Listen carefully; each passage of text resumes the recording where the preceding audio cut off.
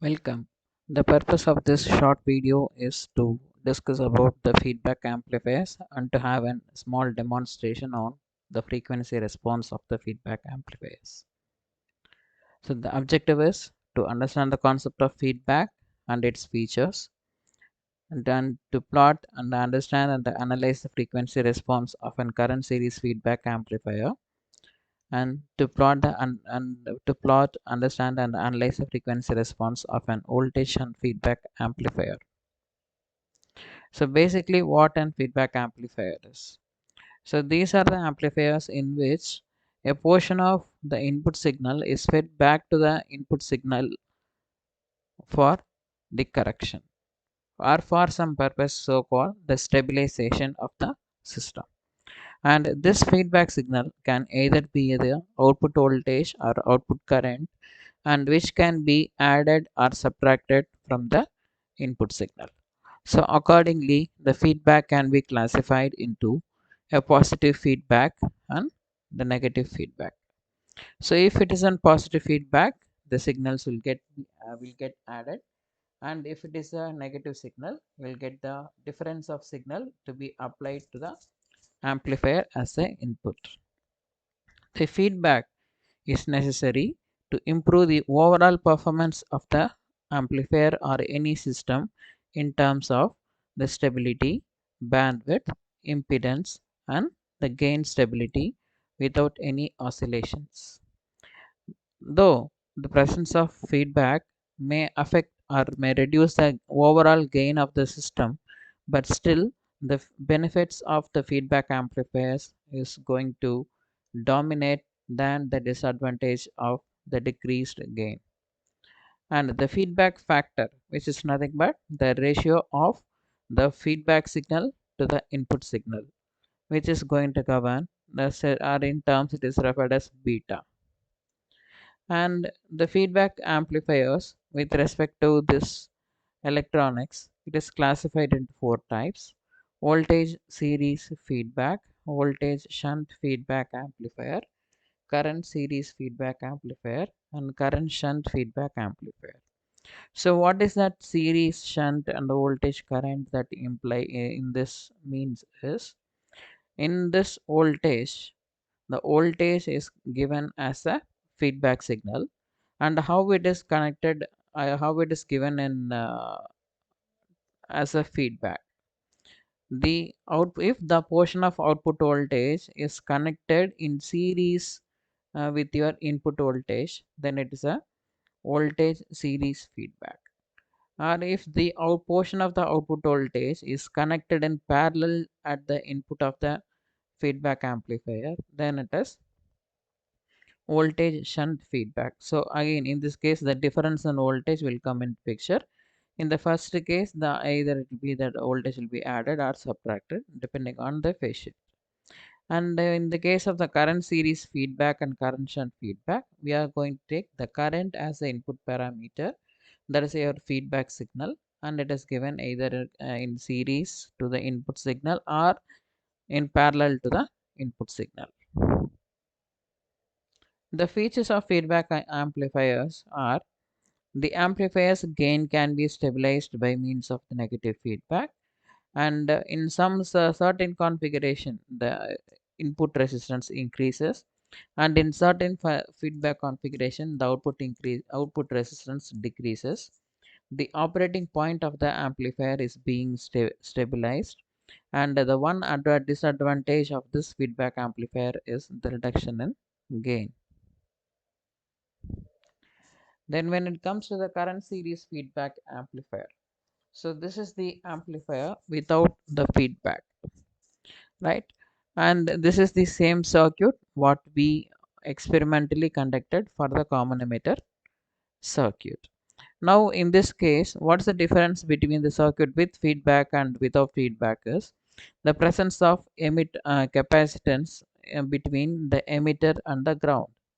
So in the first circuit, where it is mentioned as the amplifier without the feedback, if you take them in this emitter combination, as we discussed earlier, the AC signal and the DC signal, which while arriving at this node, The AC signal is bypassed to the ground via the capacitor, whereas only the DC signal or the DC current will flow through the 2.2K resistor, that is your emitter resistor. So in this case, your AC signal, which is actually your input, is effectively being bypassed without affecting the Q point of the transistor, which is fixed by your RE along with R1, R2 and RC. Whereas if you take in the second case, that is the circuit of an current series feedback amplifier, you can see the output capacitor is, so the emitter capacitor is been removed, which means that this resistor RE is going to carry both AC and DC current, and this AC current is because of the signal and the DC current is because of the bias current, the bias voltage, DC voltage, whatever we are providing. Now if you take in this loop, the current flowing through the resistance is going to be fed in series to the input. So hence the name, the term comes the current series feedback amplifier. So what is the impact of this? So for that we need to study the frequency response by varying a constant input, constant magnitude inputs, by applying constant magnitude input signal and varying the frequency from a lower value to higher value. Okay, and you can see here you have two curves A and B. The curve A corresponds to the frequency response of the amplifier without feedback, and the curve B corresponds to the frequency response of the amplifier with feedback. Though the gain of the overall gain of the feedback amplifier reduces, but if you see the bandwidth for for the circuit with the feedback, this is the bandwidth. Okay, this is the range of signal which will get amplified without any attenuation. Whereas if you see for the case of the amplifier with the feedback, the bandwidth of the amplifier increases with a limited gain. So what we actually required is the bandwidth to be more. The bandwidth I can consider as an equivalent to that of the size of the road. If the bandwidth is less, means the road is narrow. If the road is narrow, it can accommodate only less number of vehicles to pass through it. But if the road is wider, then more number of vehicles it can handle, and at the same time the speed at which the vehicle is moving from one point to another point through the wide roads are going to be very lesser. That is, I can travel at the faster rate. The same way the signal is when transmitting into in a circuit, the bandwidth plays a vital role. For a narrow bandwidth device, the the range of frequency of the signals which you can pass through that is limited when compared to that of the signal the circuit with larger bandwidth. So that's why rather than focusing on the gain, we focus on the bandwidth also in the frequency response of the amplifier. So we can have the demo of this using LT Spice. You can see this is the current series amplifier, and this is the circuit without feedback, and this is the same circuit where the capacitor alone is removed, and I am performing the AC analysis as the simulation parameter. You can see the simulation command. I am varying the frequency from 100 to 10,000 megahertz. Okay, and I'm going to, in both the cases, I'm going to measure the output voltage, that is at the output of your C2, or else I can say the voltage is measured across the resistance 1 kilo ohm resistance, that is R5 and R10 in the circuit. So let me run this circuit. Okay, so now in the current series feedback amplifier, I have this. I'm going to connect this to be my signal 1. You can see in this that is VN004 is the amplification without feedback, and across R4 I am going to take with the current feedback. Now in this case you can see in the same graph, this is your VN006 is the uh, frequency response of your current series feedback amplifier. So again, since I started with 100 Hertz, the lower cutoff frequency may not be properly visible. So I can what I can do is, rather than starting from 100, I can start from 10 Hertz signal. So if I do in that way, I think I can have a better frequency response. I can show here.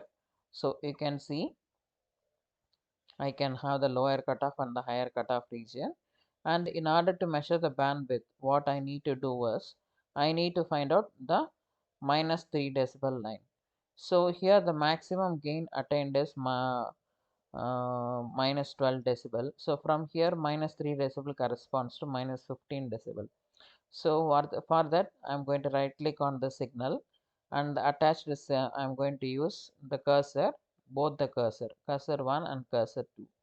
You can see here the maximum gain is minus 10 decibel, which is located as per the graph. So I need to move the cursor till minus 13.9 decibel. Okay, so I am just moving this till it is reading 13.9 decibels around.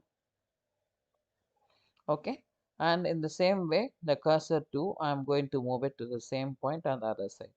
Again, that is also corresponding to minus 13.2 decibels.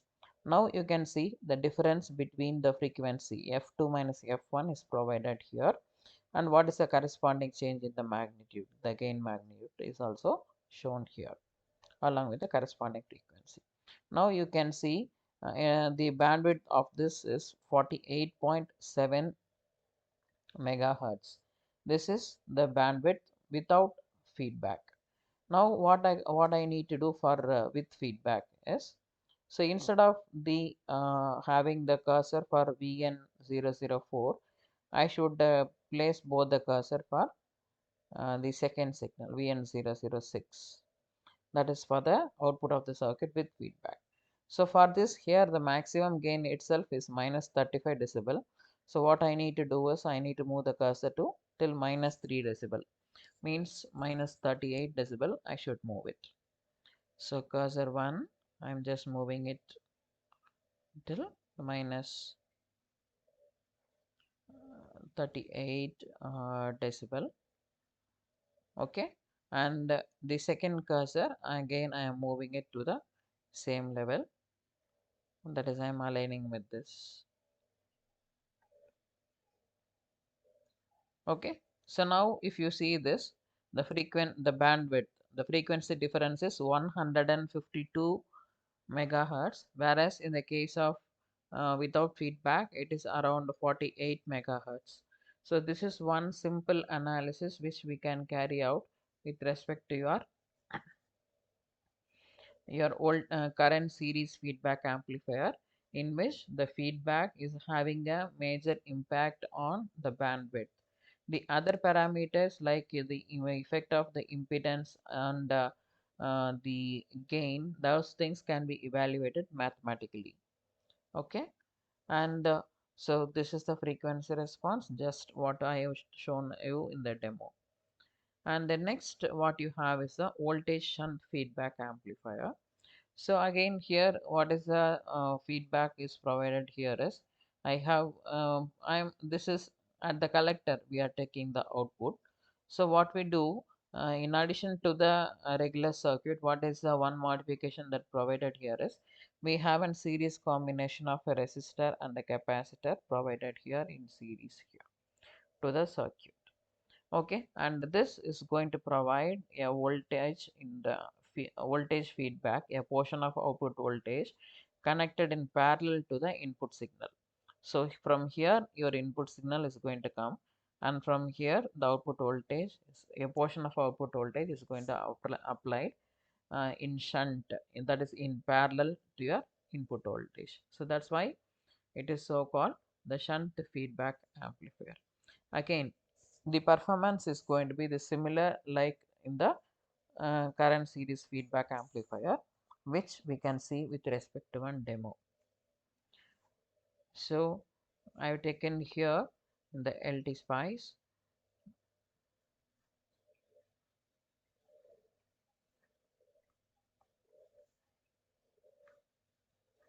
So in the LT spice, let me go with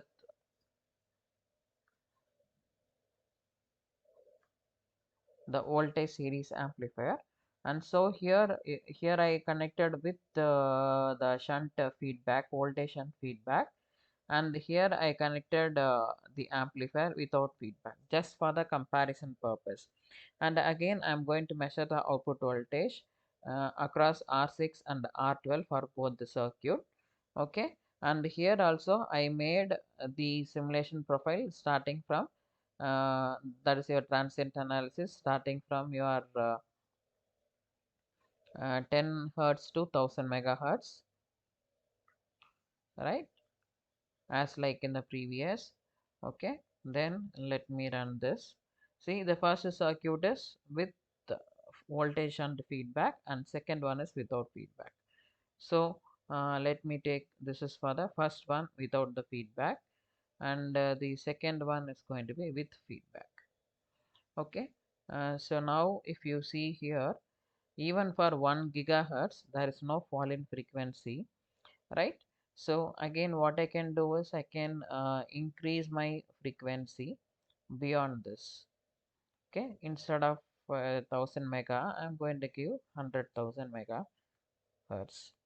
Okay, again since this is a computer program I can perform this for any value. So you can see here even at 100 gigahertz uh, even at 100 gigahertz frequency the gain is not falling, it is almost constant, and you can see the output, the phase angle, the phase shift between the input and output is minus 180 degree, like that is what we discussed in the theory. Still we can try if there is any fall in the frequency by increasing still more, right? Again if you see this, it is not there. Okay, again what are the factors that is going to influence the analysis is here the presence of the capacitor, the the presence of the bypass capacitor connected to the emitter is going to influence your output greatly. For an example, if I connect an 100 microfarad capacitor like in the previous case whatever I had earlier, then you can see the fall in frequency. Just for an example, I'm taking this in the conventional circuit. So where I have this, and